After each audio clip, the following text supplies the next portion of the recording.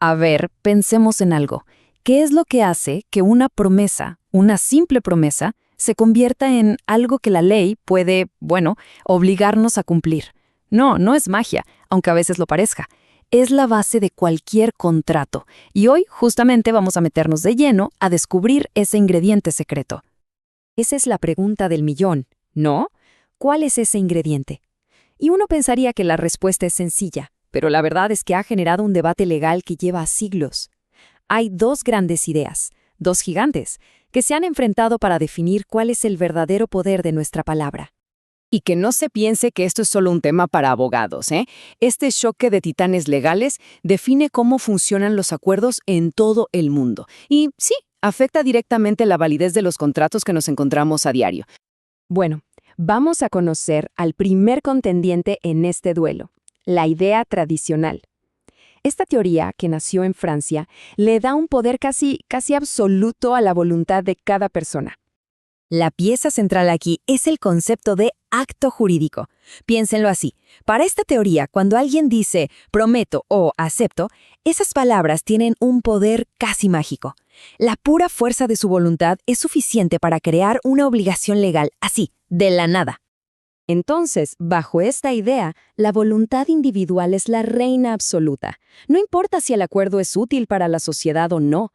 Mientras no sea ilegal, lo que una persona dice que quiere hacer se convierte en ley. Es la autonomía individual llevada a su máxima expresión. Pero claro, el mundo cambió. Y las ideas también. Desde Alemania e Italia llegó un nuevo retador. Uno con una visión muy diferente. Una que le da mucho más protagonismo a la ley misma. Y aquí la palabra clave es otra. Negocio jurídico. Ojo, que la diferencia es gigante. Según esta idea, nuestra voluntad no crea poder legal por sí sola. Es más bien como una solicitud.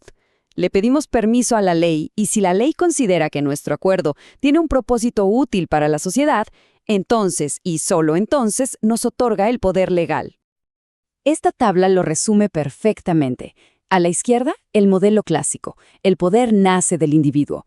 A la derecha, el modelo moderno. El poder es como un préstamo del sistema legal. El foco cambia de un yo quiero a un la sociedad lo permite. La gran pregunta es, ¿el poder es nuestro por derecho o es un privilegio que nos concede la ley? Este proceso moderno se ve clarísimo aquí. Es como una carrera de relevos. Primero, una persona expresa su voluntad. Segundo, la ley lo analiza.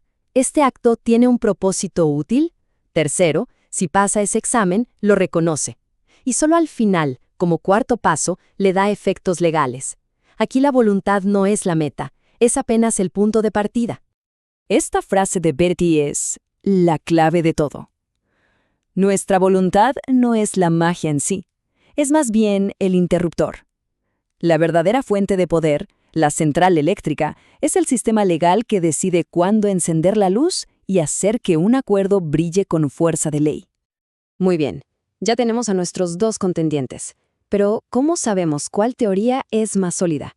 Pues vamos a ponerlas a prueba. Una prueba de fuego con un caso real y complicado que va a revelar las grietas de cada una. Imaginen la escena.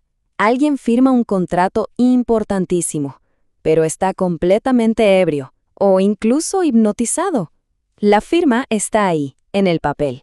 Pero, ¿está su voluntad realmente ahí? ¿Ese documento tiene algún valor?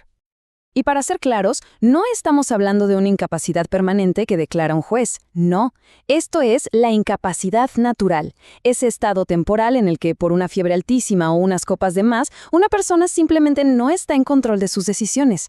Y es aquí donde todo se decide. Miren la primera fila. La teoría clásica se enreda. Como hay una firma, dice que el contrato es anulable. ¿Y qué significa eso? Que es válido hasta que un juez diga lo contrario. Imaginen la incertidumbre que eso crea. Ahora, miren la segunda fila, la teoría moderna. Es mucho más clara. Dice, si la persona no era consciente, no hubo un acto válido que la ley pueda reconocer. Punto. Por lo tanto, el contrato es nulo, o sea, nunca existió. Es una respuesta mucho más limpia y segura. Bueno, todo esto puede sonar muy teórico, muy abstracto, Pero la realidad es que esta batalla de ideas tiene consecuencias muy, muy reales que pueden generar un verdadero caos en los sistemas legales de hoy. El gran problema es que muchos sistemas legales, como pasa en Perú, han intentado mezclar las dos teorías. Y es como meter dos ingredientes que no combinan en una licuadora. El resultado es un desastre. Un conjunto de leyes confuso, lleno de contradicciones.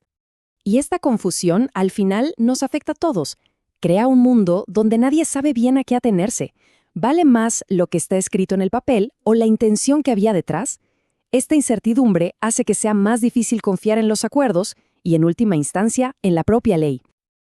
A ver, un ejemplo clarísimo. Los términos y condiciones que aceptamos en Internet.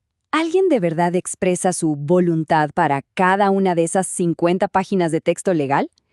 La teoría clásica tendría serios problemas para explicarlo.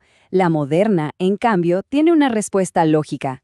La ley les da validez no porque los hayamos querido, sino porque reconoce que son socialmente necesarios para que el comercio digital funcione. Así que, después de todo este recorrido, volvemos al corazón del asunto, a esa tensión fundamental que sigue latiendo en el derecho. Al final, la pregunta es bastante simple, pero muy profunda. ¿El poder para crear un contrato nace de nuestro interior, de nuestra propia voluntad? ¿O es un poder que la ley nos presta y que también nos puede quitar cuando considera que nuestros acuerdos son valiosos para todos? Y esa es la idea que nos queda resonando, ¿no? Porque si la fuerza de nuestros acuerdos no es realmente nuestra, sino un poder que nos concede la ley, entonces, ¿quién tiene de verdad el control? Y eso nos obliga a pensar en el verdadero significado de nuestra autonomía en un mundo gobernado por leyes.